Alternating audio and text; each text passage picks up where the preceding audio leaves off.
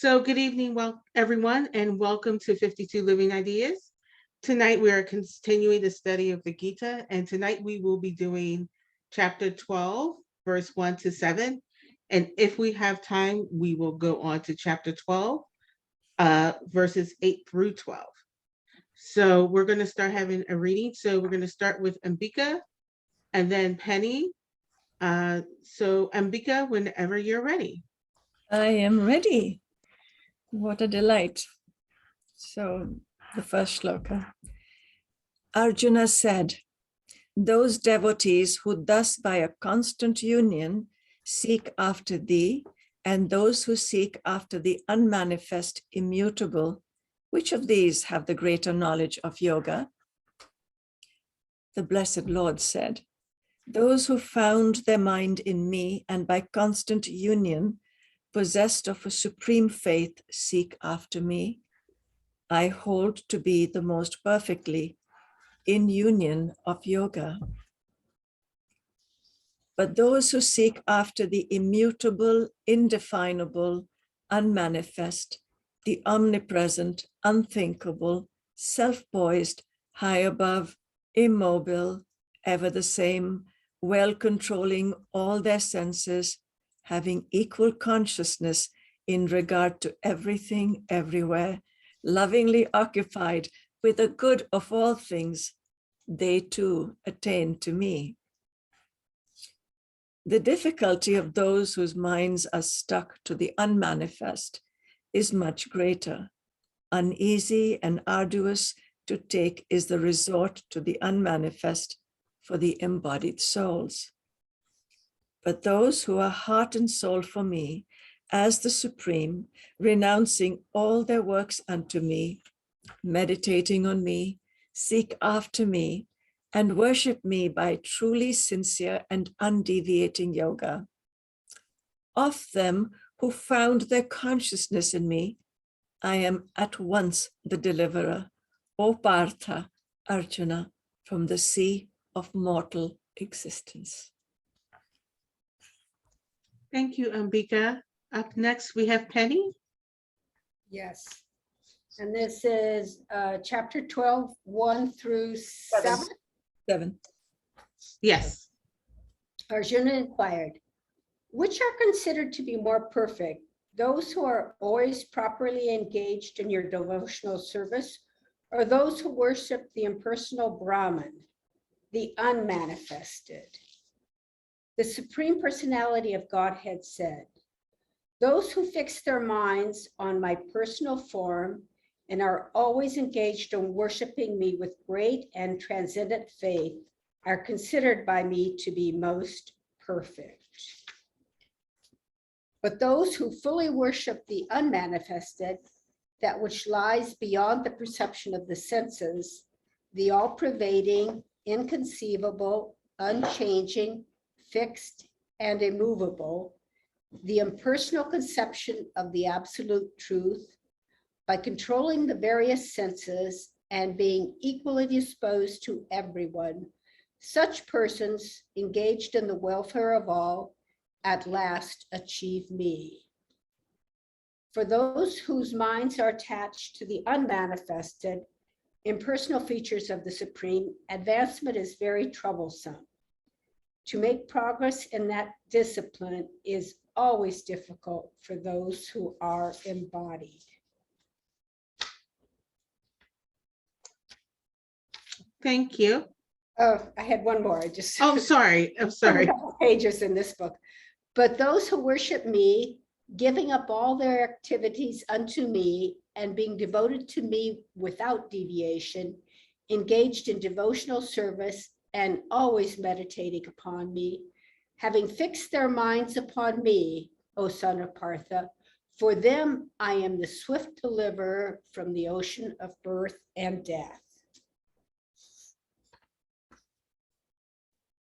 Thank you so much, Penny. I appreciate it.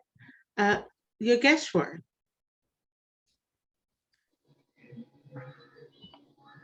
अथ द्वादशोऽध्यायः अर्जुन उवाच एवं सततयुक्ता ये भक्तास्त्वां पर्युपासते ye chapyaksharam avyaktam tesham ke yoga vittamaha.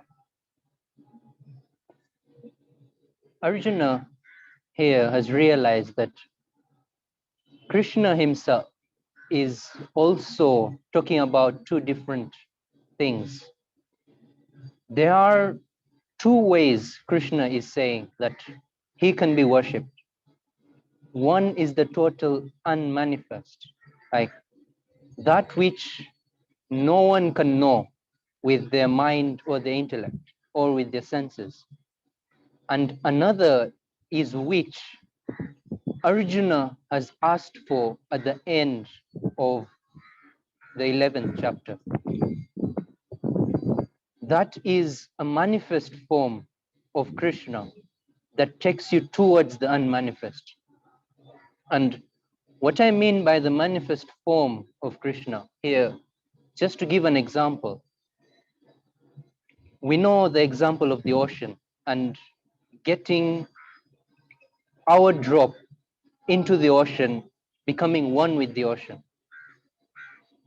To us, the ocean right now is not seen at all. We are inland. We're in the middle of the earth and the oceans are far away from us. There is one thing that connects the earth with the oceans, and that is rivers. Any river will go from its source, however it meanders within the earth, but at last it will go into the ocean. There's no any other place it will go. In the same way, we talk about the ocean and dropping ourselves into the ocean and becoming one with the ocean. We do not know the ocean as per now.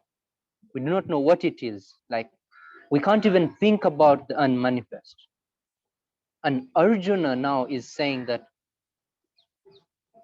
that unmanifest that I do not know about, that ocean where I have to dissolve myself, I do not know about it. Where should I find it? And that is avyaktam aksharam. In a way, it is everywhere. There's no place Brahma is not. And how should I contemplate on him? How should I think about him? What steps can I put into place to get to that Brahma? And then he's also asking that in these two places, these are two conditions. One is constantly contemplating on you as you are, your manifest form. And Krishna was no normal being. Even with his normal life, he would show these fantastic qualities within himself. Arjuna now is asking that I see you and I can think about you as you are right now. Evam satatayuktaye bhaktas tvam paryupasate. As you are right now in front of me. And there are those who also talk about the ocean and becoming one with the ocean, which I do not seem right now to contemplate. I have seen your unmanifest form, yes, but that was because you showed it to me. I couldn't do it on my own. Arjuna now is asking that who is more knowledgeable? Who is Yoga Vittama? Now, Yoga Vit means a person who knows yoga, who knows the essence of the knowledge. And Yoga Vittamaha means the greatest of all.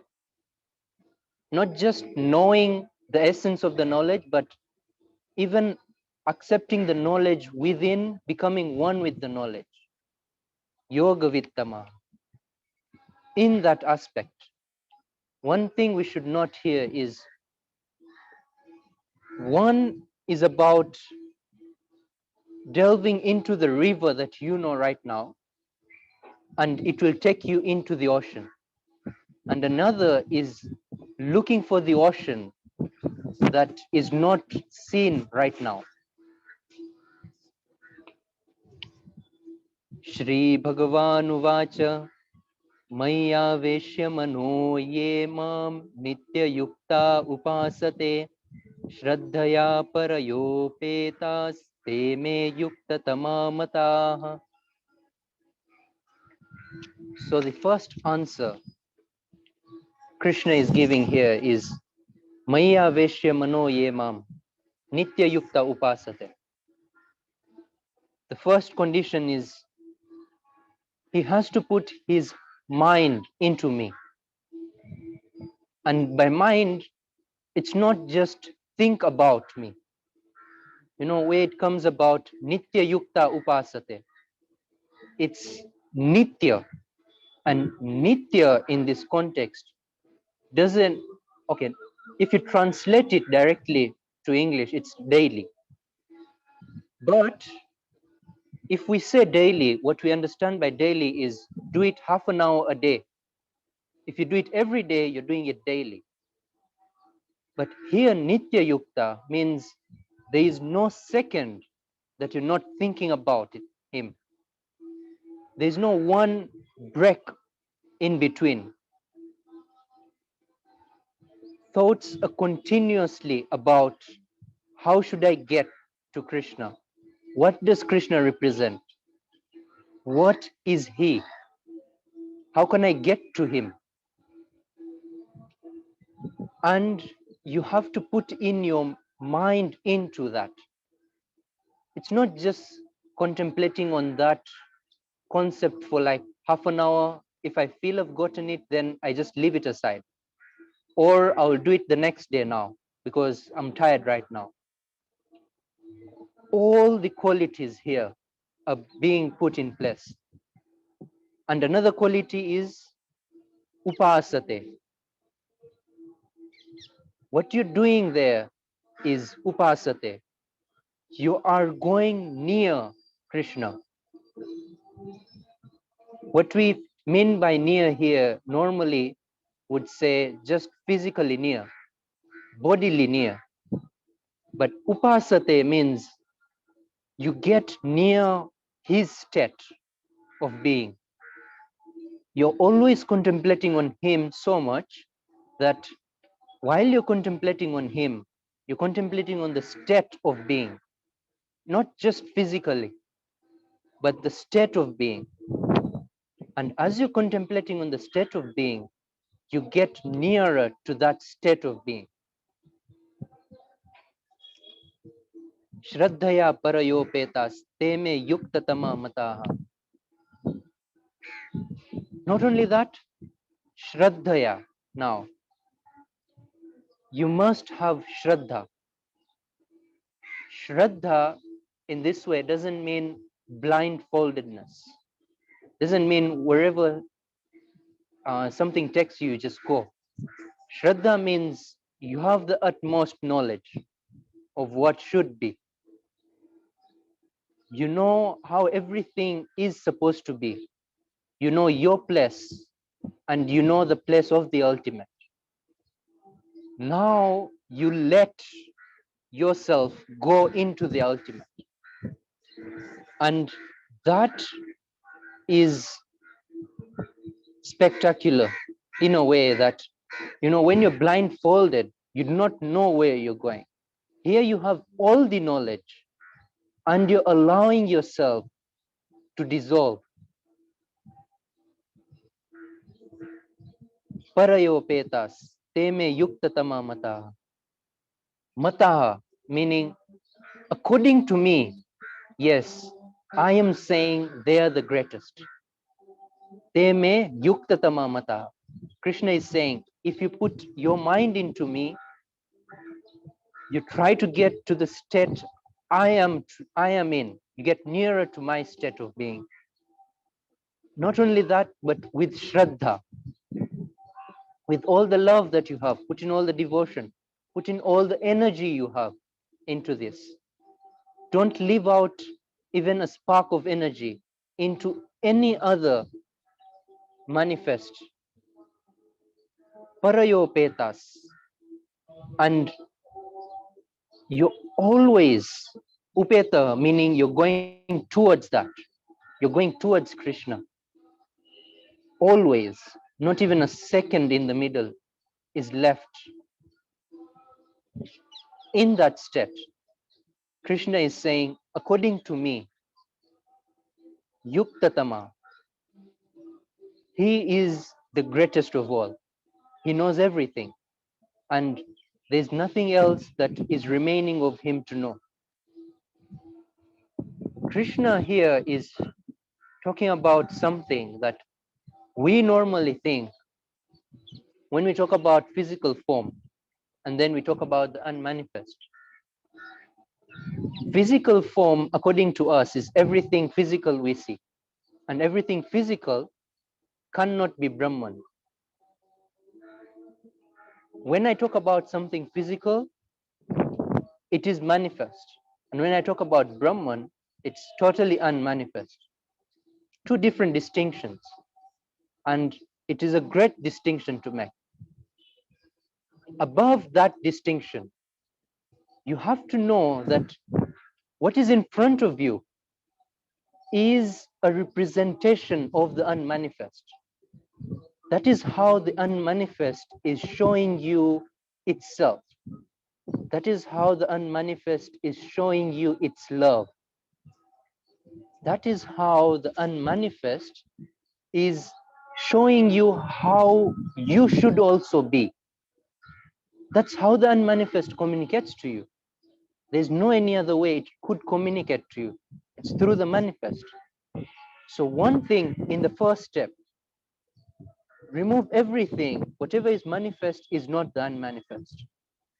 And then slowly, as you go step by step above, you realize that the first step you took, removing everything from the manifest and saying that is not the unmanifest. What you did there was very important at that point.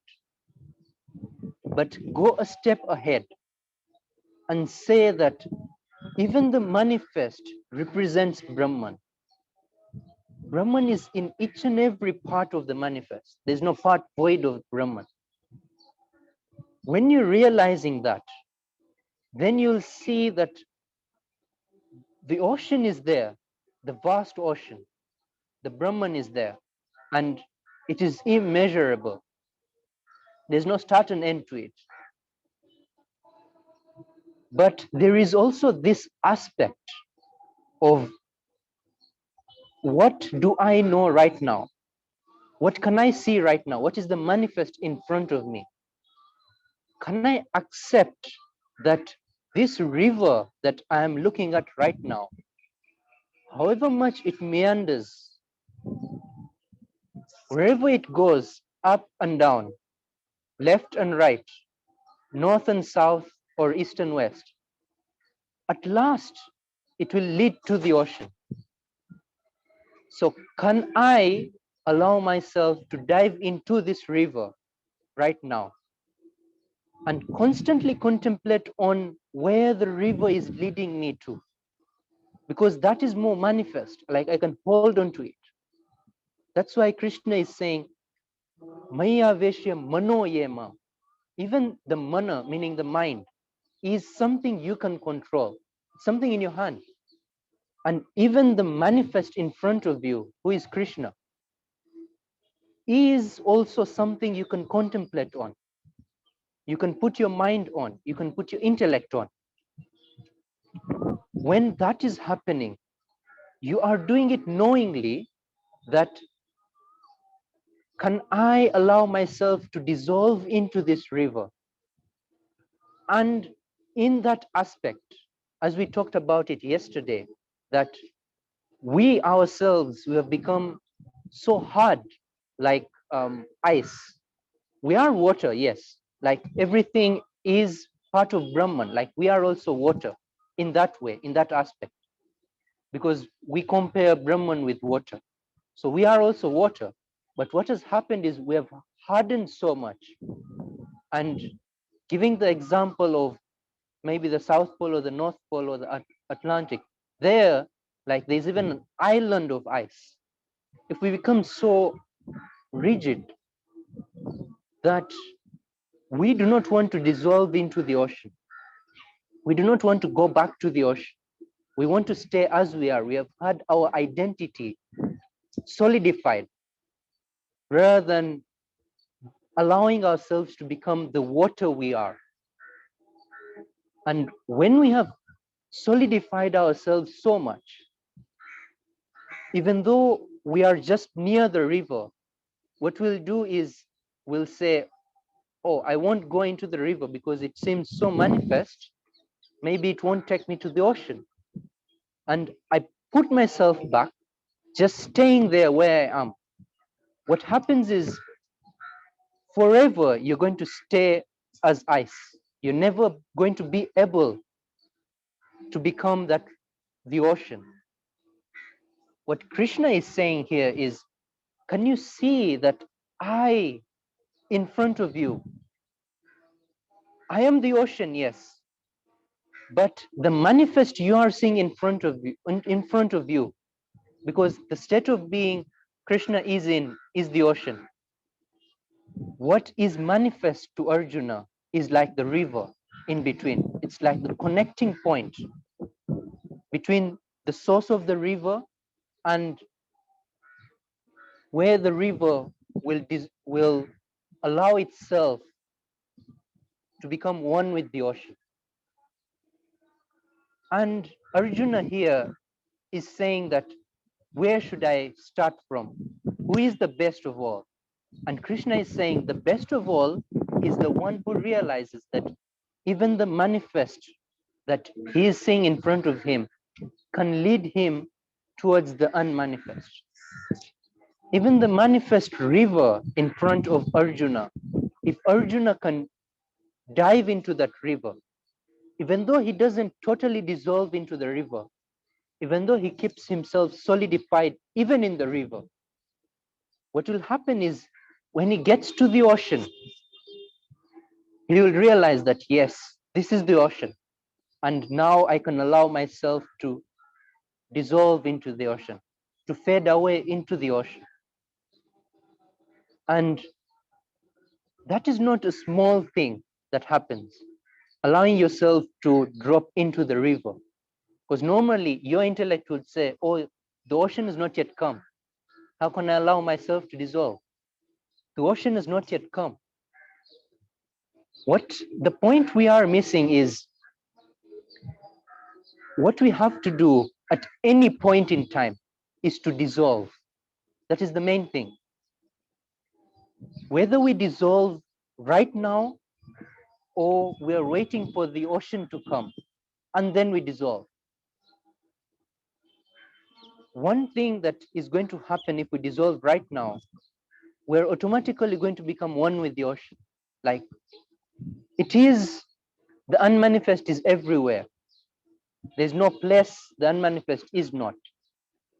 Can we allow ourselves to dissolve even with that manifest in front of us? And Krishna is saying, he who allows himself to dissolve is yuktatama, even with that manifest in front of him. Now, Krishna is going on and saying that, not only that, let me also give you another perspective of the truth, because the truth is never one-sided. The truth is all-encompassing. Ye tvam aksharam nirdeshyam avyaktam padyupasate sarvatra gamachintyam cha utastamachalam dhruvam sanniyamyendrayagramam sarvatra samabuddhayah te prapnuvanti mameva sarvabhuta hite rataha. Yet aksharam anirdeshyam. There is that akshara that Krishna also knows is there. And there is no problem at all in dissolving into the ocean as it is. And Krishna is putting that point forward right now. Yetu aksharam anirdeshyam. He who allows himself to dissolve himself into the ocean, paryupasate, is trying to get near to the ocean directly without using the river to get to the ocean. So aksharam, meaning that does not fade away. Anirdeshyam, and avyaktam. Anirdeshyam meaning you can't give it a name. Once you give it a name, that is not what akshara is. That is not what the Brahman is. That is not the avyakta is. Once you just allow it to be, that is what it is. When you point a finger towards it, that this is it, that's when you miss the mark. When you tell someone else that this is it, you've missed the mark. Any form of communication you do, you miss it. Any pointing of a finger you do, you miss it. That is what anirdeshyam means. You can't even direct your mind towards it. You can't even direct your intellect towards it. Once you do that, you've missed it. And in that way, it is avyaktam. It cannot be seen. It's unmanifest totally. Neither can it be seen, or neither can it even be sensed by any of our senses. Not only the senses, but even the mind or the intellect or any emotion that you'd like to talk about. It cannot be grasped by that. It's totally out of grasp. It's like, when we have our hands open, it's like the Brahma is there. When we try to catch it, like when we try to close our hands and form a fist, then the Brahma has disappeared from within. It's like we're trying to catch air. Once we catch it, all the air is out of the fist, not in the fist. Yet, when you are trying to form a fist, you're trying to catch the air. So whenever you try to catch Brahman within your fist, it always slips out of your fist. That's how Brahman is. And it's totally avyakta. We talk about at least wind, we can feel it. We cannot see it, but we can feel it, that wind is there. Or we can at least see its activity directly, that it moves the plants or it moves the leaves on the trees in that way. And it is vyakta. The wind is vyakta. It is something that is more manifest. If somebody wants to even do something with the wind, it's really hard. Then what about with the unmanifest? Even catching the wind within your fist is that hard. What about the unmanifest? Sarvatra gama chintyam cha. He's everywhere. There's no place that he is not. You cannot say he's not here. So that point comes back whereby at first we removed everything of the manifest from our mind, that manifest is not the unmanifest. And then Krishna puts back the point here that sarvatragam, even in the manifest, he is there. Even in the unmanifest, he is there. Like, that's how unmanifest is. You can't even think about it. Achintyam cha. Kutastham achalam dhruvam. Now, Krishna is talking about this like kutastham, meaning he is so steadfast, the unmanifest, that he's like everywhere and his existence is there. There's no way you cannot say that he's not here. That's how solid his existence is. Achalam, meaning can't be moved. And then dhruvam, that would normally call a mountain dhruvam. It doesn't move. So one thing Krishna is saying that sarvatragam, everywhere. And then in that same verse, Krishna puts the unmanifest as kutastham achalam dhruvam. There is no way its existence can fade away. There is no way its existence dissolves or becomes one with anything else, even though it's the manifest. It doesn't mix itself up. However much we say the unmanifest is in the manifest, the unmanifest never gets mixed up with the manifest. It's always as it is, untouched by any activity in the manifest. Sanniyamyendeya gramam sarvatra samabuddhaya. And now Krishna has talked about what the unmanifest is. Because Arjuna is using the word aksharam, yet aksharam avyaktam. And Krishna is saying that, let me explain the aksharam avyaktam to you first with one verse. And then I tell you about those who are going towards the avyaktam. Now Krishna is talking about those who go towards the avyakta. What they have to do is sanniyamyendriya gramam. They have to take all their senses into their control, sanniyamya. And that is utmost control. It is not about depriving your senses of of their vishayas, of their sense objects. Not about that, but it's about having utmost control from the center of the peripheral.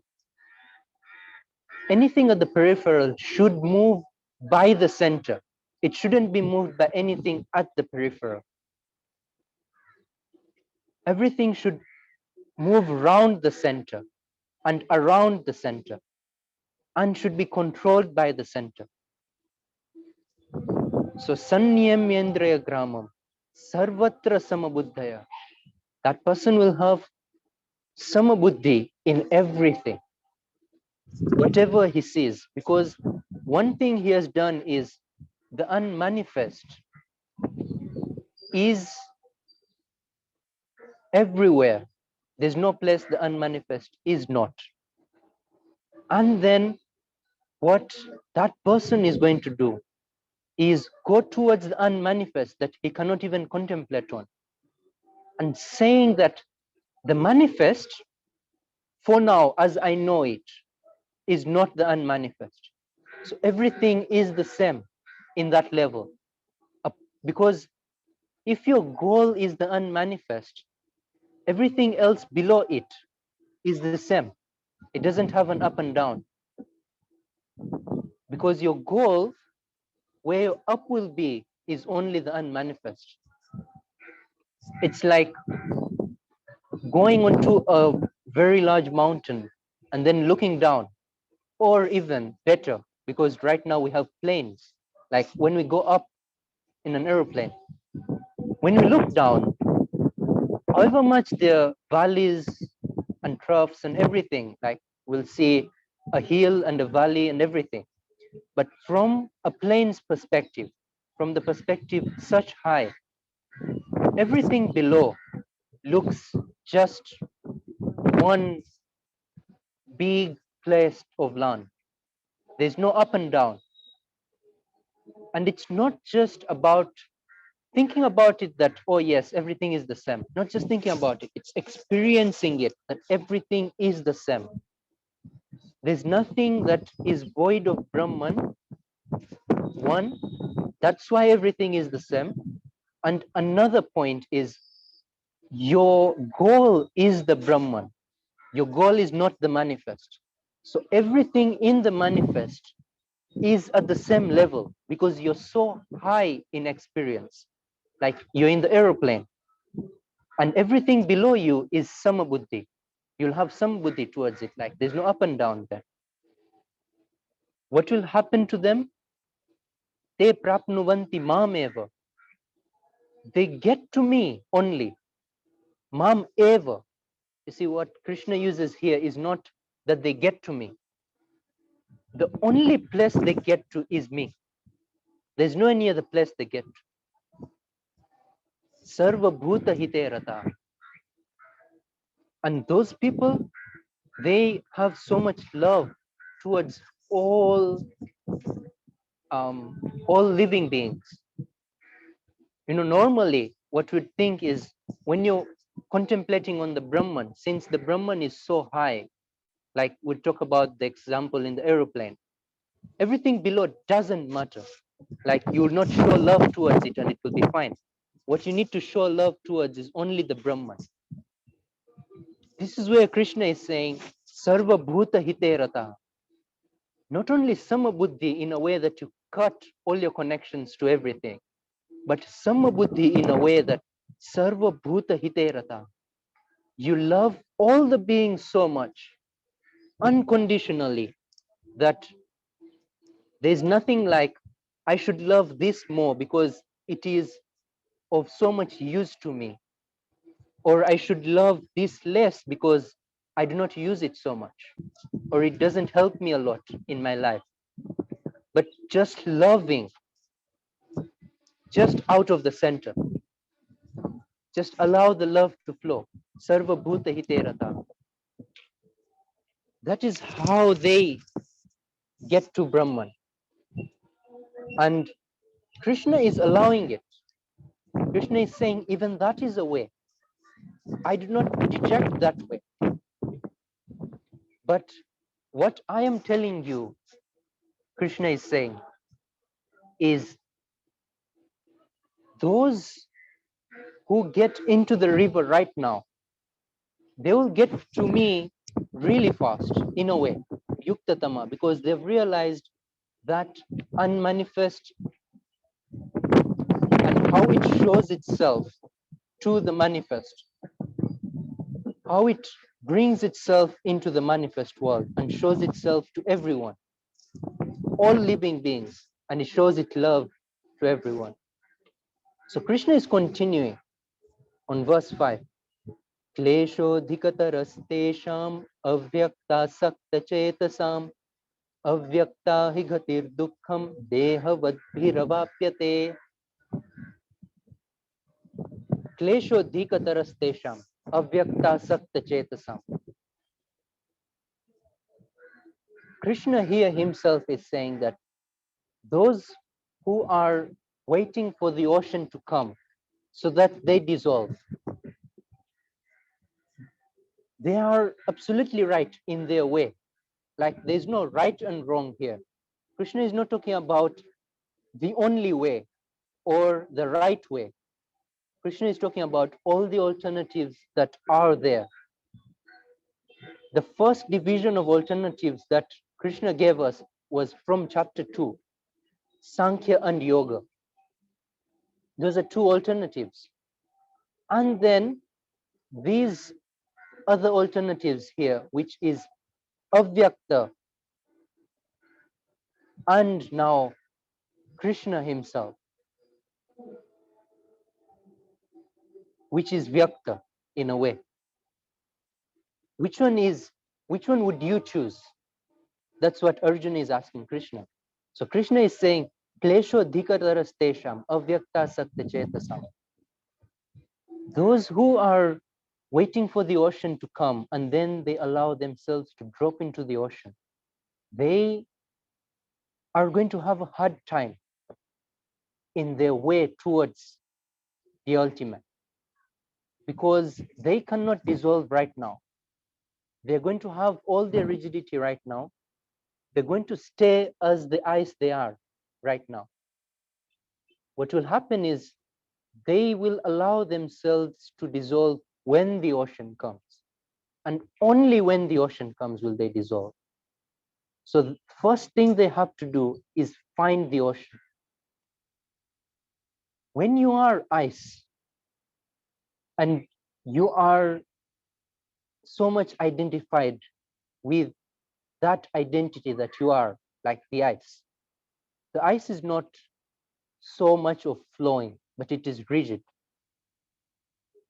you realize that it is really easy for the river to reach the ocean rather than the ice reaching the ocean. Because the ice, without itself dissolving, is a condition. If it dissolves, it will become water. So the condition is the ice has to remain as it is, and it has to find the ocean.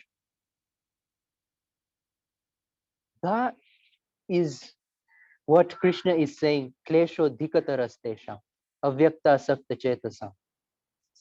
It's not easy for ice to get from the middle of the earth into the ocean, because there's no direct way he can do that. The only way is just to dissolve where he is. And in a way, it is hard for that to happen. Like, just dissolve where you are. And, we'll talk about it, like dissolving where you are. And we'll get a context of it. But can we do it? Can we dissolve just right now, how we are? Can we just allow ourselves to dissolve into the ultimate? Can we allow our identity to dissolve into the unmanifest as we are? That is the question. Is it that easy? Is it as easy as we talk about it? Avyakta hi gatir dukkham dehavad bhiravapyate. Finding the ocean when you are ice. Krishna is saying, Avyakta hi gatir dukkham. That avyakta is the hardest path. It is a harder path. And what Krishna is pointing out here, for whom is it hard?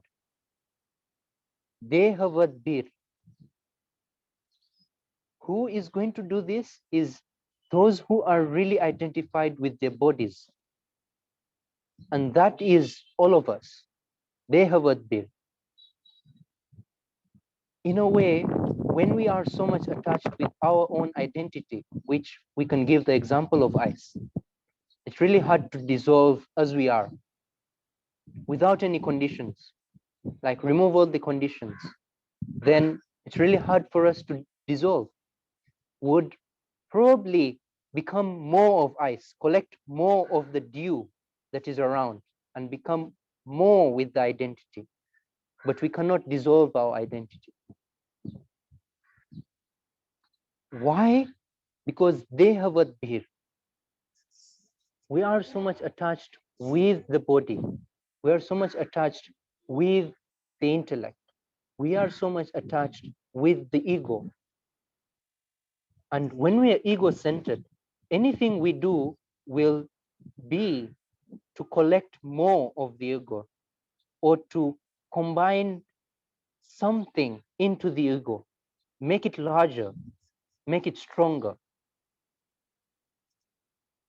When it comes to dissolving the ego, allowing the ego to dissolve, we are not going to allow it to happen because we are so much attached to it. When the ego dissolves, we feel we have lost all our identity. It's scary to us. So Krishna is saying it is gatir dukkham. For who? Dehavad bhir. Those who are so much attached with their bodies, those who are so much attached with their ego. One thing I would like us all to note is Krishna is talking to Arjuna. Arjuna has told Krishna in chapter 11 that I cannot see your unmanifest form. Show me your manifest form. And that is how I get calm. That is how I feel I get back to my normal. What we talked about yesterday is the normal after seeing the unmanifest is not the same normal as before, but it is like getting out of the womb. You had a normal within the womb, but now there's a normal you will construct after you get out of the womb. And that's the normal that Arjuna is talking about. I get back to my normal there because I cannot stay in the unmanifest for long. Now, and Arjuna is very familiar with the manifest. Krishna is telling Arjuna that this, the manifest, is a really great path for you to get there. One thing we need to note is Krishna is communicating to Arjuna. He is going to tell Arjuna what is best for him. And when Krishna says, Yoga Vittamaha, Yuktatama Mataha, I see they are the best. You can also see that Krishna is talking in relation to Arjuna. Because if Arjuna takes them to be the best, Krishna is not saying they are the best. Krishna is saying, according to me, they are the best. When communicating to Arjuna, Krishna is taking everything into perspective. How will Krishna communicate to Arjuna that Arjuna himself, according to his swabhava, according to who he is right now, can go to the unmanifest, can go into the ultimate, can reach the center from the peripheral? What is the best way for Arjuna? The best way for Arjuna is this, getting into the river. And the river will automatically lead him to the ocean. And the other thing that we have to note in verse 5 particularly, where Krishna is saying, Klesho dikatarastesha. The main difficulty here is Vehavad Bhiravapyate. The problem starts, the normal problem in interpreting this verse 5 starts with Klesho dikatarastesha. Now, normally what we'd say is, oh yes, that is difficult. And those who do not have the guts to go into that difficult path will take this very normal, simple path, which will be just to do bhakti of Krishna. Maya Veshyamano Yema, as is said in verse 1. But that's not the case. It's not that Krishna is trying to say. What Krishna is trying to communicate to Arjuna, one thing is Arjuna's own swabhava. That's point 1. Point 2 is, who is it klesha dikatarastesham for? Who is it difficult for? The avyakta. It's difficult for those who are so much attached to their bodies, those who are so much attached to their ego. For example, if the same situation was happening between Ashtavakra Rishi and Janak Raja, as were discussed in the early parts of chapter 11, there is also Ashtavakra Gita, like there is Bhagavad Gita here. Ashtavakra Gita is between Ashtavakra and Janaka, and the king Janaka. So Ashtavakra is giving his knowledge to the king who is Janaka. And there is a total shift in language there between Bhagavad Gita and Ashtavakra Gita. What Ashtavakra Gita realizes or shows you there is how Janaka reached realization of the ultimate. The wordings are different, but the ultimate truth that both of them realize, whether it's Arjuna or Janaka, is the same. So if the communication was happening to Janaka, as it was in Ashtavakra Gita, Ashtavakra would tell Janaka that avyakta is the best thing to do. And that is what Ashtavakra Gita says. Because one thing we need to realize with Janaka is also given a title, Videhi. And being given the title Videhi is not a small thing. It's like that person who has gone above his own body, who has gone above his ego. And for him, it's really easy to go into the avyakta. Like it's the easiest path to go into the avyakta directly. And that's what Ashtavakra Rishi told the king Janaka. Just do this. Just go into the unmanifest, and that's it. And just at that point, King Janaka had realization and reached enlightenment. So all this put into context, we have to realize that this path that Krishna is saying that is easy in relation to klesho dikataras tesham, avyakta sakta chetasam. He's talking in relation to Arjuna, and he's also talking in relation to dehavadhi, those who are so much attached to the ego, or would say the egocentric people. And we are not out of that. We are also egocentric. We're also so much attached to the ego that we cannot leave it.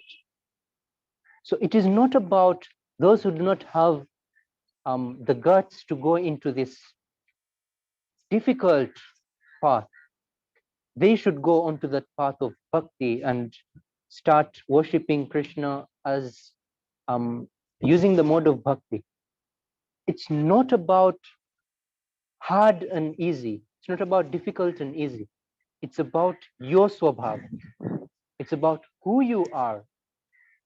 And then by that essence of who you are, because Krishna also points about who is it hard for? Dehavadhi. So who am I? And what is the right path for me? What's the best path for me to get to the ultimate? Is it this? Because when your best path is that, it is not difficult. That's how you get to it. It's like, even that example that I gave between yoga and Sankhya.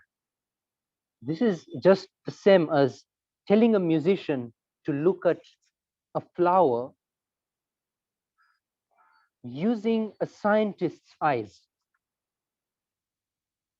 And then when somebody is going to talk to that musician, is going to say, looking from the scientist's perspective is really hard. And when a scientist looks at that flower, when the musician talks to the scientist, the musician is going to say, my way is really simple. Like, look at the flower, and you'll have all these emotions that come with it. You'll have all this context that comes with it, all this love that comes with it, this whole different perspective. For the scientist, that's the hardest thing to do. It's really easy to just put that flower into a chemical and then get all the chemical combination that that flower is made up of. That's really easy for a scientist. And that's how he'll look at the flower. But for a musician or a poet, it's not easy. Like getting all those chemical names and then remembering them, and then what do they even mean for a poet? Like why should I even delve into that? What I need to do is just this. Look at what I am doing right now. Look at the flower using my perspective and get into what the flower really means. So here it is like we should also take that perspective of Krishna himself and then whom he is communicating to. Ye tu sarvani karmani mai sanyasya matparaha ananyenaiva yogena mam dhyayanta upasate. Now Krishna is now talking about Maya Veshya Mano Ye Mam, the first option that Krishna gave, apart from the Klesho Dikatarastesha. Because Krishna realizes that this is not the path for Arjuna. I can tell him that there is a path like that. But why should I use so many words explaining the path I do not want Arjuna to take? Not just that I do not want Arjuna to take that path, It is not Arjuna's swabhava to take that path. Because if he takes that path, he may never reach the ultimate. So why describe it more? So Krishna is going back to the first path, that is of Arjuna. Yetu sarvani karmani, mai sanyasya matpara. What Arjuna has to do now, what his path is, step by step. What he has to do first is leave all the karma into me. You may think while we are saying this, it's really easy. But when you do it is when you know how hard it is. When you do it is when you get the gist of what it really means to allow yourself to put all the karma into Krishna. One thing would like to note is allow yourself to become so hollow like a flute and allow the ultimate, who you'll say is Krishna. So allow Krishna to blow the flute. Allow yourself to be hollow as a flute.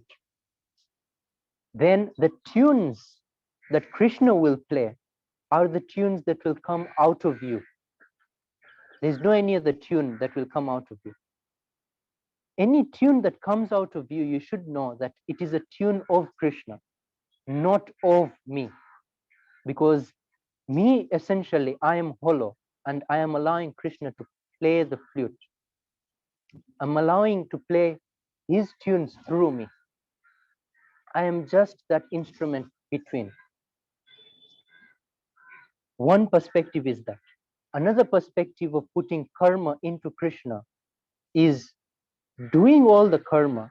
It's not really that easy. It's like, we'd like to put all the bad karma, like maybe if we do something wrong, we steal something, and then when somebody asks us, we'll say, oh yes, it's written in Gita that we put all our karma into Krishna, because that's a facilitation of the ego. It's like strengthening your ego. And that is not anywhere near the correct meaning of this. What Krishna is meaning here about putting all your karma into Krishna is even your good karma, even your bad karma, including your sense attachments to the sense objects. When you feel I'm getting attached to the sense object, even that karma, you go to the peripheral and then you put the peripheral back into the center. You allow the peripheral to collapse into the center. That's not an easy thing to do. Like, talking about it is truly easy, but when you talk about all the karma that is happening at the peripheral and allowing it to collapse at the center, then you realize that sarvani karmani mai sanyasya, like leave all the karma onto me, is not that hard. It's not that easy, sorry. Ananya neva yogena mam dhyayanta upasate. So that person will now do ananya yoga and will get nearer to me in that way. Tesham aham samuddharta mrityu sansara sagarat bhavami nachirat partha maya veshita chetasam. Like the river takes those who dive into the river and allow themselves to stay in the river takes them to the ocean. So in the same way, if you dive into me, I will lead you to the other side of the whole sansara. I will lead you to the other side of the peripheral, which is the center. I am going to be the one who leads you to the ocean. What you have to do is just leave yourself into the river. And what happens is, nachirat partha. It's just something that happens instantly. You just have to leave yourself into Krishna and you become one with the ocean instantly. it doesn't even take that time as we physically know. As we drop ourselves into the river, and then it will take a long time to get into the ocean. So Krishna is saying, not in that way physically, will it take time, it will just be instant. And I will take you to the other side of the samsara. I will take you to the other side of the peripheral. So any questions or any comments will be welcome at this point. If anyone has any questions or comments, you can either type exclamation point in chat or raise your hand in Zoom. And I have to unmute everybody, so just give me 1 second.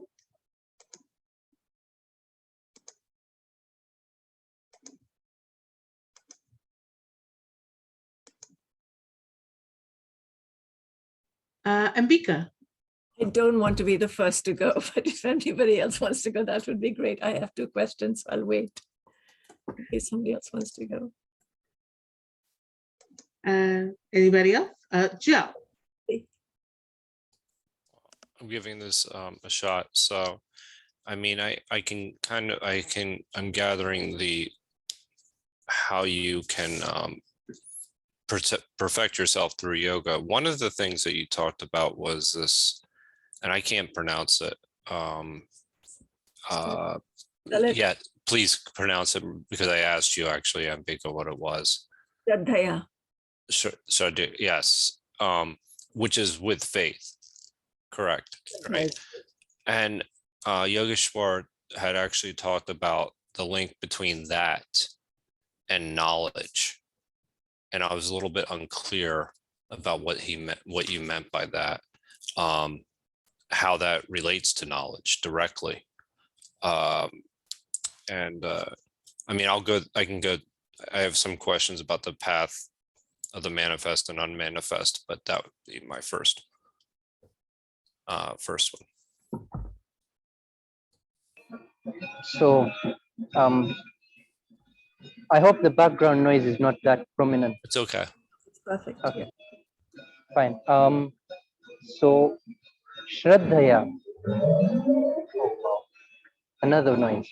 So what Shraddha means here is, Shraddha in this context, it's not about just,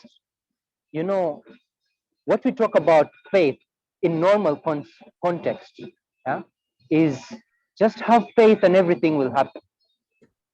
Shraddha is not like that.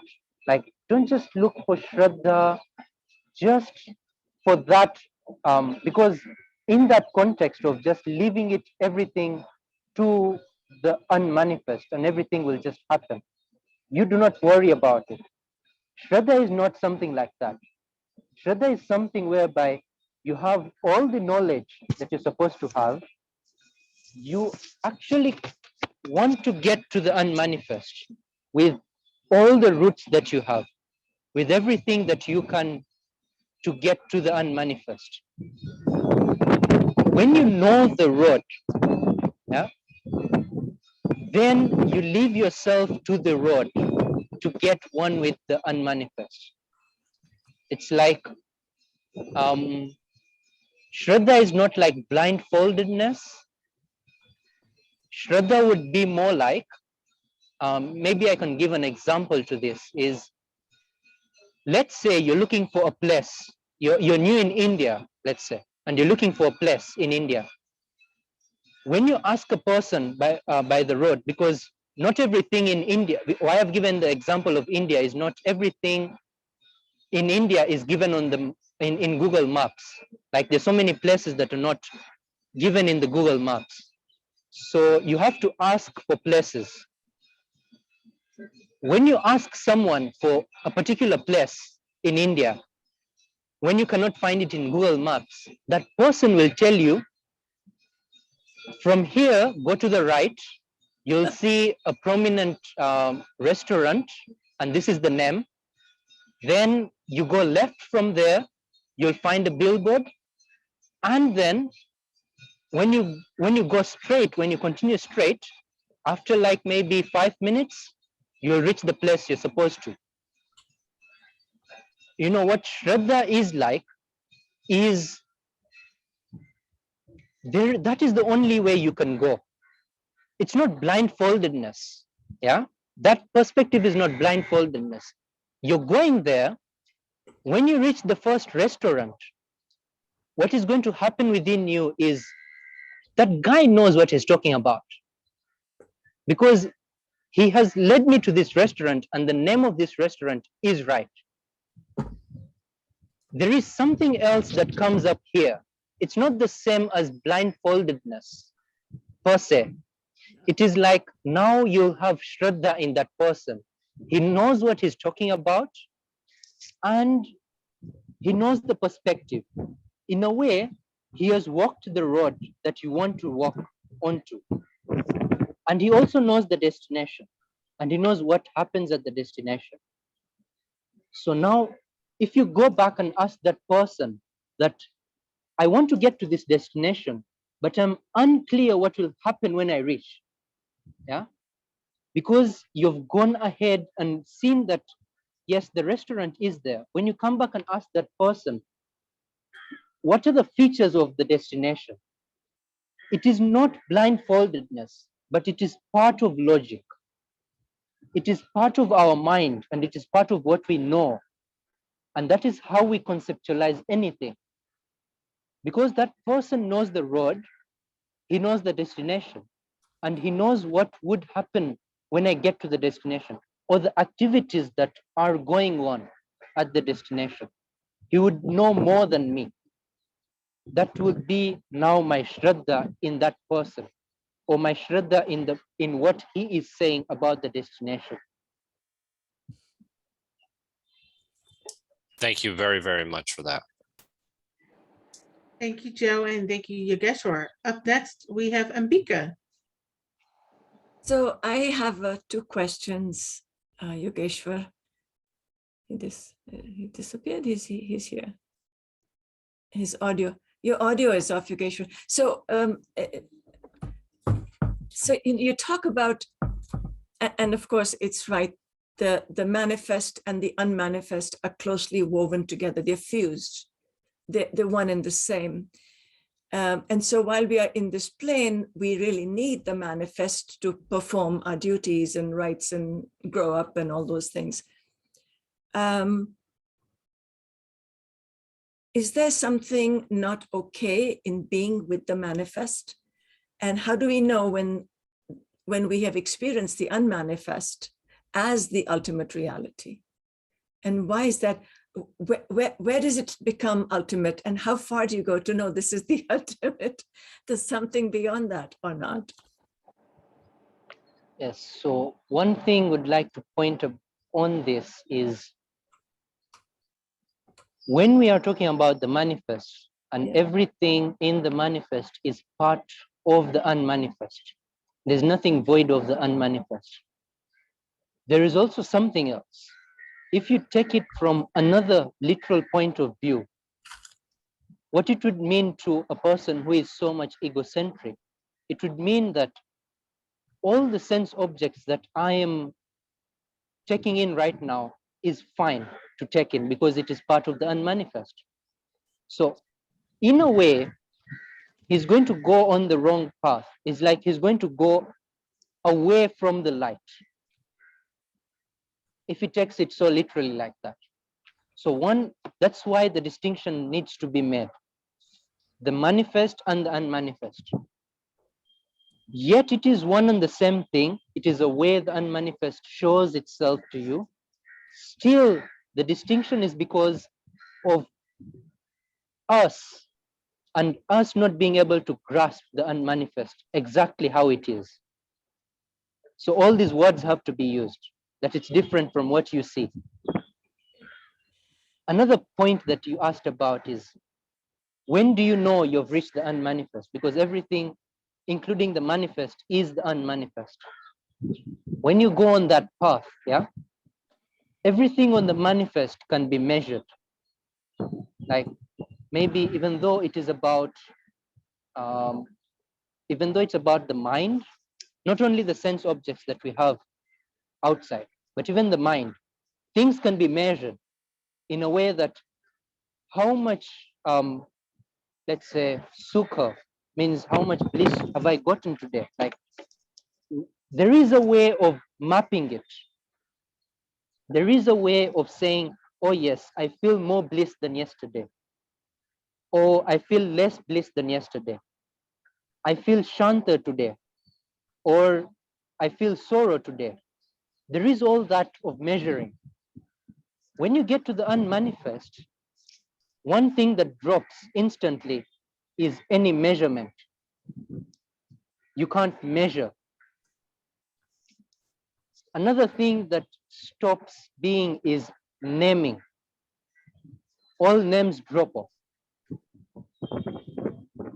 And then when all measuring drops off and all names drop off, automatically all forms drop off. Only the function as it is remains. Thank you, Yogeshwar. Thank you, Ambika. If anybody else has a question or a comment, you can type exclamation point in Zoom, or sorry, you can type exclamation point in the chat or raise your hand in Zoom. While I'm waiting for other people, Yogeshwar, I have a question. So when you talk about Arjun going to the getting into the river, is that like the equivalent to us like taking a first step towards the center? Because you were saying that Arjun, like, you know, Arjun has to take the step in the river in order to be able to kind of dissolve in the ocean. So is that like taking the first step towards the center?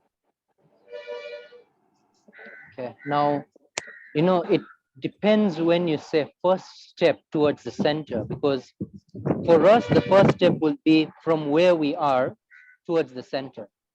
For Arjuna, the first step will be from where he is towards the center.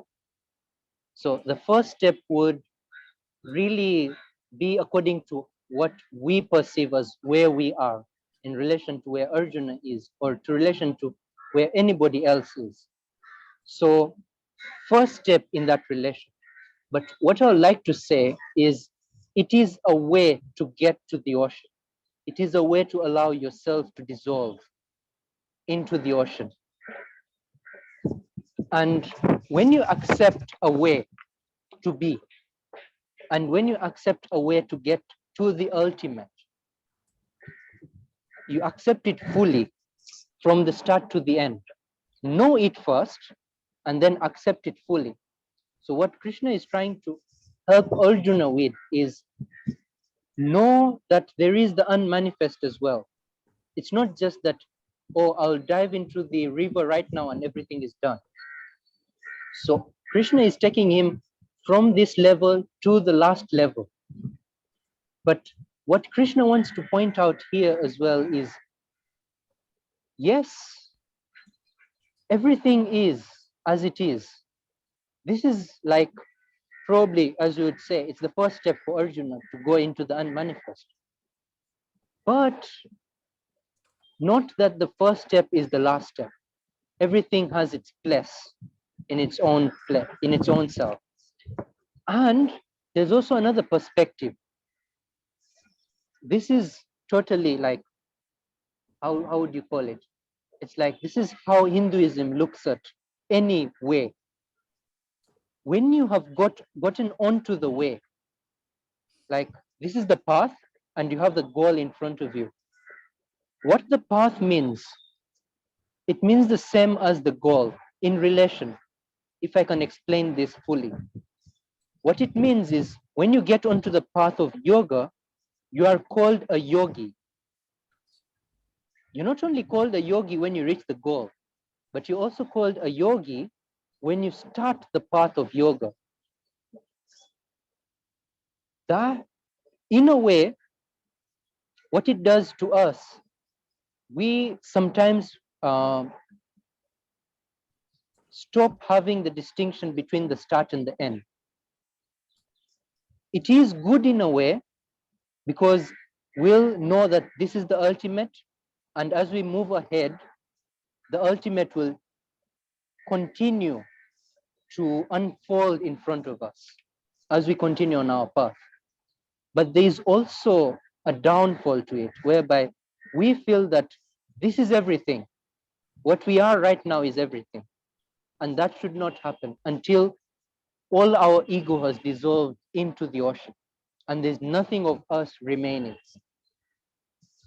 Krishna is also pointing out that in a way that he says, Nachirat Partha, when you dive into the ocean, in no time, maybe even before reaching the ocean,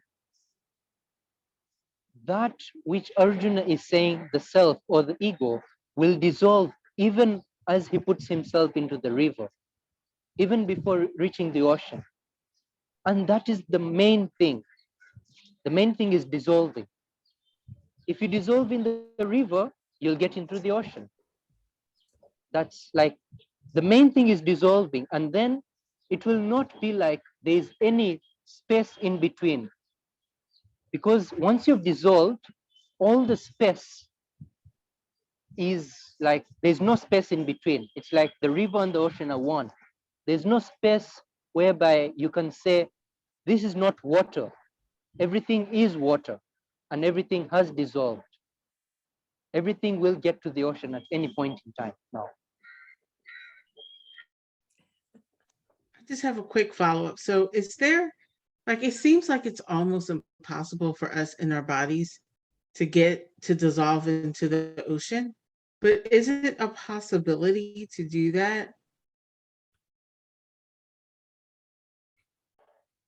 There is 100% possibility for that to happen. And that happens to so many people. Like, they're just in that certain environment and they can just let themselves go and they dissolve into the ocean, just there. What Krishna is saying that, that is not in your hands. It's like unconditional for you. You can't condition it. What you can condition is what you'd say is easier for you to do. And that would be allowing yourself to dissolve in the river right now. What you see right now, and allowing yourself to dissolve into that, rather than first looking for the ocean and dissolving yourself into that. Thank you, Yogeshwar. Up next, I have Ambika. So we are still on the same sort of topic, and an image came to mind of the particle collider. And I wondered if this merging and clarifying and removing of all of this stuff to get to something that is unnameable could be something like this. I don't know. And I would love to hear what you have to say, Yogeshwar. Unless you think it's totally crazy, but that's fine too. No, it's not totally crazy. Yes. Science has its position in the physical world, in the world of matter. And there are instances whereby, like, there are no explanations to some things that happen, even in science, like quantum physics.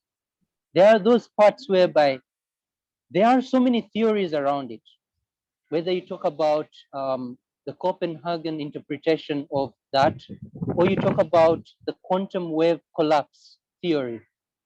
So there's so many ways of talking about what might be happening in that aspect. And there is like an explanation gap in between. So in a way, science has its place, and there is a way it gets into the unexplained. And then there is also a subtle other way whereby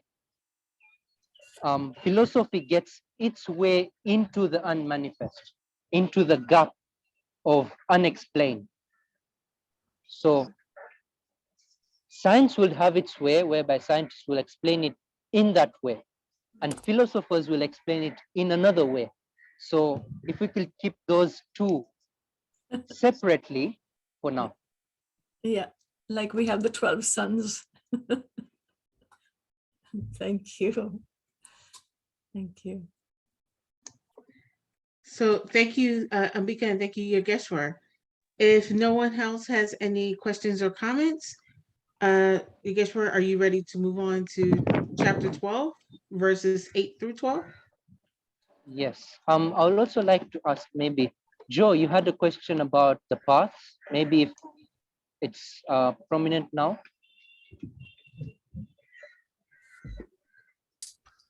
I'm still actually kind of forming that yeah, I'm still working on forming that the different types of paths between manifest and unmanifest. I'm still kind of, I have to formulate my question a little bit more. If you don't mind now, I can come back later. Yeah, that's fine. It's perfect. Thank you.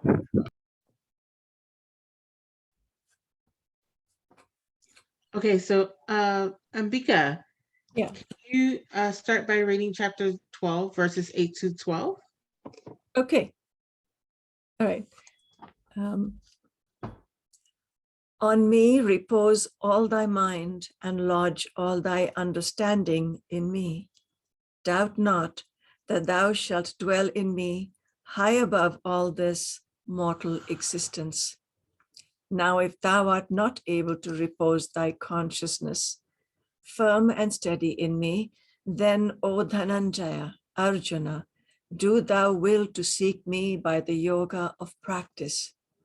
If thou art incapable even of practice, make it thy supreme aim to dedicate thy works to me. Doing works for my sake too, thou shalt attain to perfection. Now, if thou art incapable of doing even this, then reposed in my yoga and self-controlled, do thou renounce all fruits of action. Better indeed is knowledge than practice. Meditation is superior to knowledge. Renunciation of the fruit of action excels meditation. From renunciation at once ensues peace.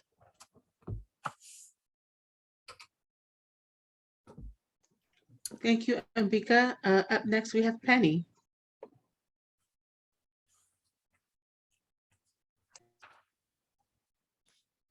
All right. Be absorbed in me, lodge your mind in me, thus you shall dwell in me. Do not doubt it here and thereafter. If you cannot become absorbed in me, then try to reach me by repeated concentration.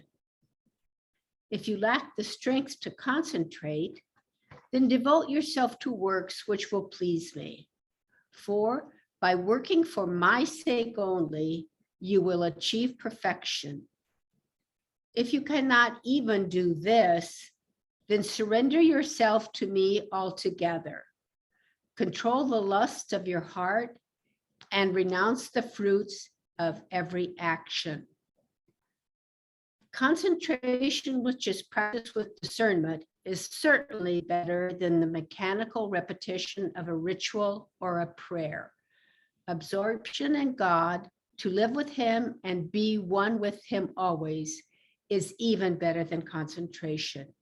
But renunciation brings instant peace to the spirit. Wow, that's cool.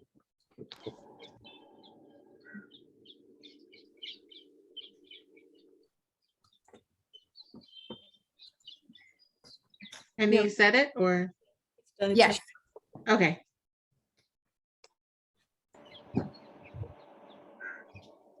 Sorry, Yogeshwar, you are up. Sure. Mayi eva man adhatsva, mayi buddhim niveshaya, nivashisyasi mayi eva ata urdhvam na sanshaya. One thing that Krishna is saying you should do. Mayi eva man adatsva, mayi buddhim niveshaya. Everything that you have in your control, let it be your mind, let it be your intellect. Allow it to go towards the center. Always contemplate on to the center. Allow it to become one with the center. Mayi eva mana adatsva, mayi buddhim niveshaya. And not just putting it towards the center, but then Mai eva, meaning it should be the only thing that the mind and the intellect thinks about. It should be the only object of the mind. It should be the only object of the intellect. Niva sishyasi mai eva ata urdhvam na sanshaya. After all your mind and all your intellect gets into the center, is directed towards the center only, there is no sanshaya. There is no this or that. Sanshaya here means that normally we have that concept of there is a right and wrong that we have to choose from. Yes? And there's also that sanshaya sometimes whereby there are two things that are right. Now we have to choose from the better right. Like there's no right and wrong in some situations. It's like what is better to do and what is less better in that condition. We always have these decisions to make, right and wrong, what is better, what is worse, everything. When all your chetana, all your prana, when all your being is put into the center, all that collapses in an instant. It is not to say that right and wrong collapses or what should happen in the peripheral collapses at all. What collapses is your own sanshaya. Should I do this or this? Like normally we have two minds playing within us. And normally we should know that right now we are not one-minded. We always have this, should I do this or should I do this? Whenever you have a decision that I should do this, there's also going to be another going to say that what are the problems that are going to come if I do this? Or what good is going to come out of this? And from there, the split is going to start. Should I do this or is there a better alternative? That duality is always going to remain. If we put our mind and our intellect, not only that, but all our chetana, all our prana, all our being into the center, then that collapses. That dual-mindedness collapses. That duality in the mind and in the intellect collapses. Everything is just straightened out. You'll have your decisions right up. And after that, Krishna is saying, Nivasishyasi mayeva ata urdhvam na sanshaya. After you put your mind and your intellect in me, and then there is no other place it goes into. After that happens, no sanshaya. That duality of sanshaya collapses in between. Chittam samadhatum na saknoshi mai sthiram abhyasa yoge na tato mamichhaptum dhananjaya. It is not that easy to keep your mind and your intellect one-pointedly onto the center. First of all, keeping it onto one part in the peripheral is hard. Because when we're keeping it at the peripheral, it's always moving. And the peripheral, at least up to some extent, we have some control over it. The center is totally something we're not familiar with. It's totally something out of our control. Putting our mind and our intellect towards the center is even going to be harder now. So what Krishna is saying at this point is, if you're not even able to do that, then abhyasa yogena tato mamichhaptum dhananjaya. What you should do is constantly practice doing that. You constantly practice taking your mind and your intellect towards the center. What you should do there is mam ichhaptum dhananjaya. You should want to get to the center. Icha aptum. You should, when you want to get to the center and you're doing it through practice, that is a step towards constantly being at the center. Abhyasa yogepya samarthosi matkarma paramo bhava madarthamapi karmani kurvan siddhim avapsyasi. There are so many ways of doing this, and Krishna is doing step by step. He has first shown the ultimate step, which is that all your being is always at the center. Now, one step down, Krishna is saying, Abhyasa Yoga. Want to put your mind and your intellect into the ultimate and constantly practice that. If you cannot constantly practice that, what you should do is mat karma paramo bhava. Always want to do karma, because when you're doing karma, it's not one pointedness. What you're going to do is you're going to do so many things at the same time. Like Arjuna has to do so many things at once. He has to do action, he has to do karma, and that is the war in front of him. Mat karma paramo bhava. Always have my karma in front before any other karma. Madarthamapi karmani kurvan siddhim avapsyasi. When a person is only doing karma for the ultimate now, you see, you cannot always put your mind towards the center. Now think about this. Do things at the peripheral, fine. But always do them because they help you to get to the center. Always do them because they help you get to the state whereby you can have the one pointedness towards the center. And that will help you get to the state whereby you can always concentrate onto the center. Athaitadapya shaktosi kartum madyogamashritah sarva karma phalatyagam tatah kuru yatatmavan. If you cannot even do that, if you cannot do karma that leads you to the center or allows your mind to concentrate on the center, or even allow you to practice concentrating on the center, then what should you do? Sarva karma phala tyagam tata kuru yatatmavan. You should do sarva karma phala tyaga.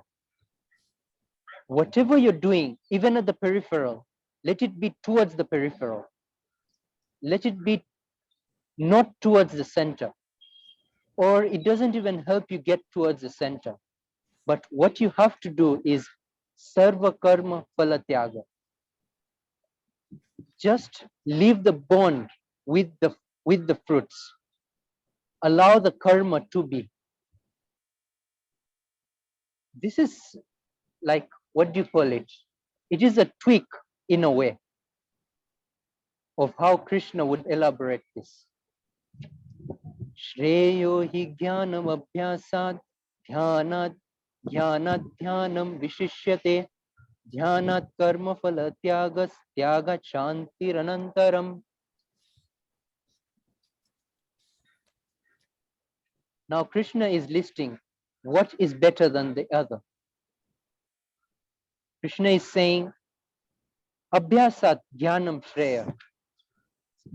Instead of doing things rhetorically, like doing things day in, day out, what you should do is know the essence of doing all those things. Know why you're doing them. Have the goal in mind, and then do everything.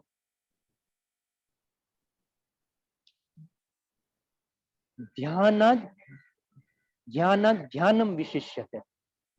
Not just knowing everything. You know, when you know everything, it's like you don't have that one pointedness. You don't have that one pointedness towards the center. And if you don't have that one pointedness towards the center, then even though you know the essence of every karma, the question is, will you be able to get to the center? So, dhyanam vishishyate, not just knowing why I'm doing this, or not just knowing that I have to get to the center, but getting that one pointedness and the awareness of being at the center. Dhyanat karma phala tyagas, tyagat shantiranantaram. Even better than contemplating on the center constantly is karma phala tyaga. Just leaving all the fruits of the karma, of the action, and allowing the action to happen. You can see that Krishna first started with the ultimate step, he came downwards. And then he started from the last step in this verse 12. And he goes step by step towards karma phala. So karma phala is in the middle in this perspective. According to verse 12, you're going step by step above. You're going above and you're going to reach karma phala, tyaga. According to the verses 8 to 11, what Krishna is doing is taking you to the ultimate first and then taking you step by step downwards towards karma phala tyaga. And what karma phala tyaga does is shanti. It gives you that bliss, constant bliss. There's no any other thing you have to talk about after you get into that place. There's no any other thing you need to contemplate on after you get into that place. That is one way of interpreting all these verses. Another way we could interpret these verses is as well, karma phala tyaga is the ultimate. There's nothing that you have to do once you do karma phala tyaga. How you'd view verses 8 to 11 with a tweak is that it is related to your swabhava. If you can do this, do it, fine. If you cannot do this, do something else, but it leads to the same goal. All those are different paths that lead to the same goal. If you can have that lens of doing, whether it is mayeva mana adatswa, or it is abhyasa yoga, or it is madartham api karmani, all those are just different ways of getting to the same thing. When you do sarva karma phala tyaga, when you leave all the fruits of the peripheral, everything that happens automatically is going back to the center. At that point in time, there's no effort that you have to put in. There's no effort at all. Everything just collapses back into the center when your constraint to the fruit just goes away, or it fades away. Everything collapses back into the center. In that way, all those are ways just to get to the center. What it depends on is your own swabhava. What it depends on is who you are and what you can do. If you can do this, fine and good. If you cannot, there is another way for you. And if you cannot also do that, there is another way for you as well. Now, all these are different ways that you can choose from. And Krishna accepts all these ways in a subtle way, whereby Krishna understands the science behind all these ways. He understands how they can lead you to the ultimate, how they can lead you to the unmanifest. each and every one of them in their own right. And that is what Krishna is trying to communicate here. When you only take it with the mind, like, or is this higher than the other, or are they different ways? What we have to start doing is just pick on one and start doing. When you get to a point, you'll realize, is it my way or not? Or do I have to do something better or not? Then you yourself will realize that what Krishna was saying was knowing all the science behind all the ways and saying everything just leads to the center. Everything just leads to the unmanifest. Start from anywhere. And the main thing Krishna here is saying, start. Like when you start, you'll start realizing what way is for you and what way is not for you. When you start, you'll realize as well that there are steps that I have to take after the first step. It's not only the first step that is the ultimate.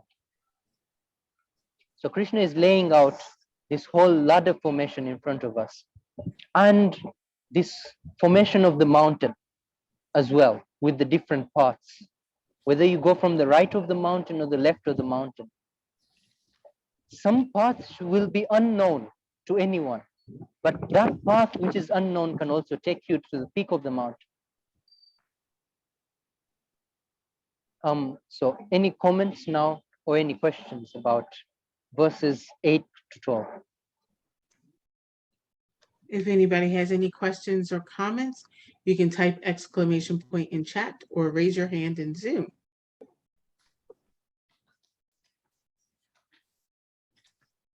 Joe. So can you give me an example of karma phala? I'm gonna speak. Karma phala, Yes. fruit of your actions. Yes, fruit of your actions. Exactly. Yes. So right now, in the context is what we have known all our lives. The only reason we do karma, or the only reason we do any action, is because we want to get to a goal, is because we want to get somewhere, or we want to achieve anything, maybe fame or money, name it. Or because we want to be known in the crowd that we are in. Everything has a reason we do it. Now, what I would like to point towards is, because we all know, like 52 Living Ideas, we have read the book Flow. Right. Yeah. Yes. So in relation to that book Flow, when you look at it, leave all that away, leave it on the side. Now, there's no one example of karma that you'll do without a reason. All the karma you do should be without reason. It should just be for the bliss you get, not for the reason you do it. It should not be for maybe just getting money, but it should be for that moment itself. That karma sustains that moment itself, and it helps you get into the flow. When you get into the flow, all the reasons automatically just fade away. So each and every karma you're doing, when you're in the flow, is basically without a goal ahead.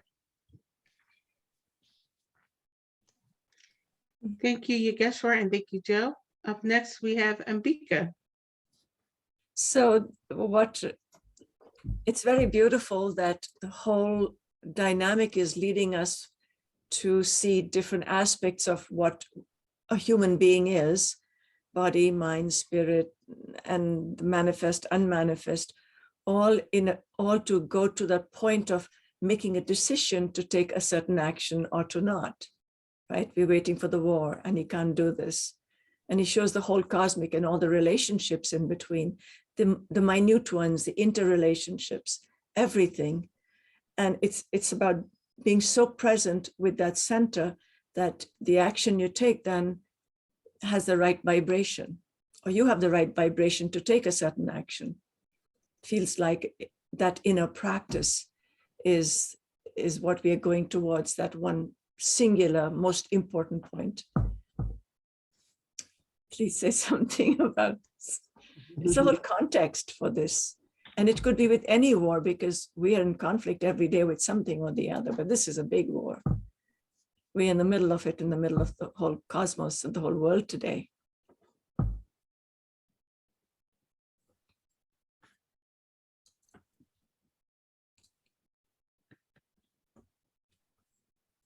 I could say more, but I wouldn't. I don't want to. Yogeshwar, do you want to comment or?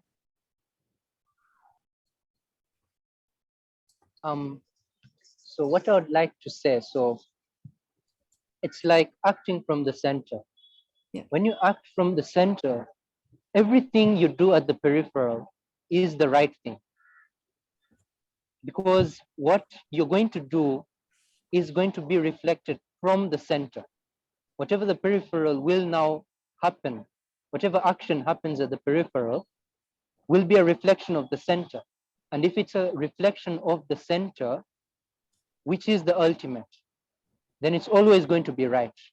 There's not going to be any wrong in that. So everything about right and wrong fades away at that point when you reach the center and allow the center have action or do any action to the peripheral. And you're always acting from the center.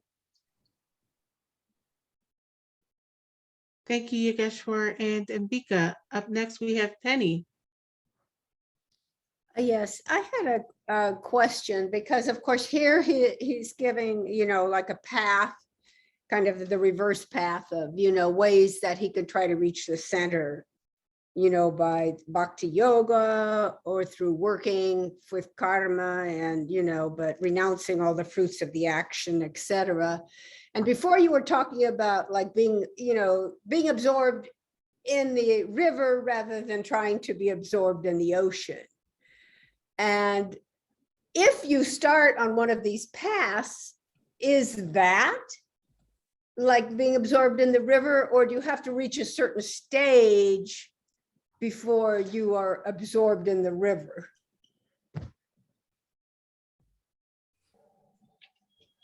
Yes, so you being absorbed in the river is upon you yourself, yeah? But what these paths are doing are allowing you to dive into the river. Now, when you dive into the river, just take an example of ice. Now, it will be upon the rigidity of the ice or how big the ice cube is, that how long will it take to dissolve fully into the river. That will be upon the ice now. But what these steps do are allowing you to dive into the river. And once you dive into the river, whether it is sooner or later, whether it's now or afterwards, dissolving is going to happen for sure. So that is what these steps do. They allow you to dive into the river, and then when you have dived into the river, just allow the river to be and allow yourself to be. Even though you're still the ice cube in the river, just allow yourself to be. You're going to just dissolve and reach the ocean at one point.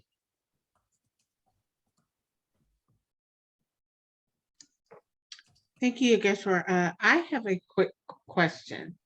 So when you're taking action to go to the center, is that a reason or is that just bliss?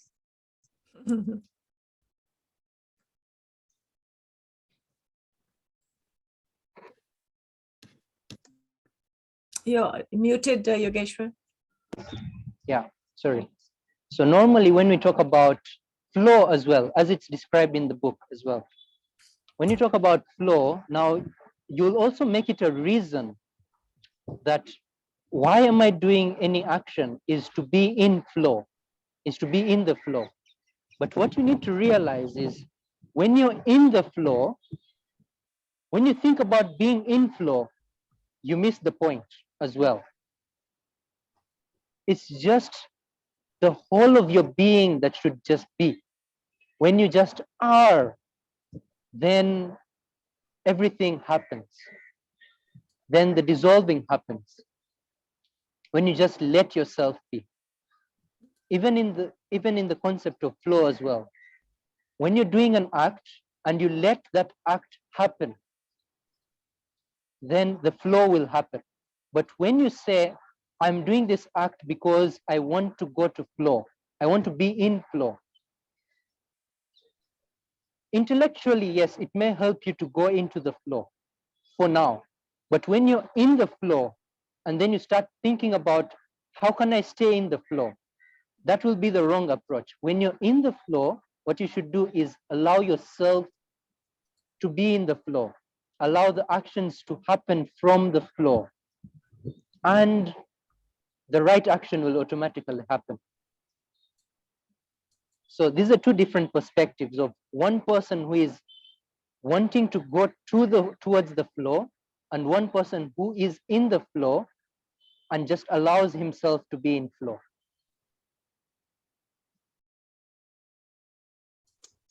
Thank you, Yogeshwar. Up next, we have Joe. Yeah, so actually in the copy that I'm reading myself, it says it talks about this radical freedom from egotism. And it sounds like being in the flow, this idea is that essentially you're free from all desires and you're naturally in a state of being, as opposed to you're not trying to get to that state of being, you're just are. That's my kind of understanding of this. Yes, and when you want to get to something, like when you still have the wish to get to something, then you're still not in the flow, because that wish will also take you out of the flow. Even if it's the wish of being in flow, it will still take you out of the flow. And that is like, logically it may not sound right, but when you're in such an action, it is something to experience. When you're in such an action, like you're totally in flow, as the book mentions itself as well. When you're totally in that action, when you think about it, then you're missing the point. Just allow yourself to be, and you'll always stay in flow. Yeah, the one follow-up really quickly is that the one thing about the book that I didn't agree with, and that I am getting from here, that I don't think it's conditional, whereas in the book it's conditional. Like there's a certain sort of circumstances that allow you to get in the flow. This is, when I read this says that you can essentially achieve a state of flow or get to the center and without having, having to have a perfect kind of situation that you're in, that it's always available to you. Yes, I also do understand this, because I mentioned the book because we're all familiar with it. Yeah. And it points towards it. Like you can get a sample of what Sarva Karma Phala Tyaga would mean in that context. But what is in Gita is even above that. It goes through that line, but then it goes above and beyond that. And you realize that when you're reading Gita and how Krishna is communicating to Arjuna. Thank you very much. Yeah, you can see that. Thank you, Yogeshwar, and thank you, Joe. Does anybody else have any more questions or comments before we close out?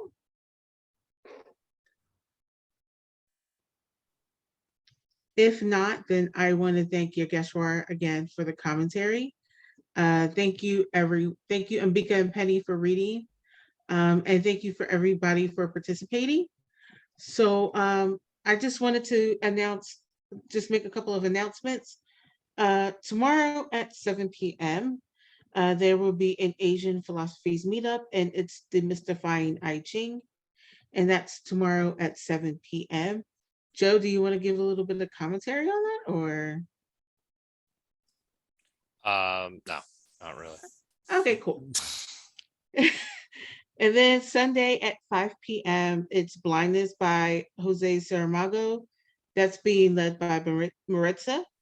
And I don't go to that one, but I hear it's great. I just have another conflict. So that's Sunday at 5 p.m. And then Monday at 2 p.m., Shrikant will be back, and he will be leading a meetup Monday at 2 p.m. And it's on the centering diagram that he's been continuously making revisions on. And so this is he titled it Centering Diagram for Self-Improvement, Energy Patterns, Speak, Listen, Loop, and more. So that one is exciting. I'm looking forward to that one. And that one's on May 30th at Monday at 2 p.m. to 4 p.m. And then going back, sorry.